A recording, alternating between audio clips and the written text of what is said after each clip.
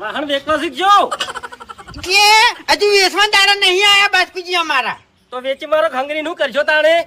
તમારા ઘરમાં વધારાના પડ્યા હોય ને તો વેચી મારો તો હડો. અરે આ તો ફૂમતા કે તમે બખડ્યું હાથમાં પકડીને ઉભા હતા ને એટલે કીધું. એવું એમ? ઓય માર મને વેચવા છે એટલે આ બખડ્યું છે ને ઓમાં મારે સોણ ભરવું છે એટલે.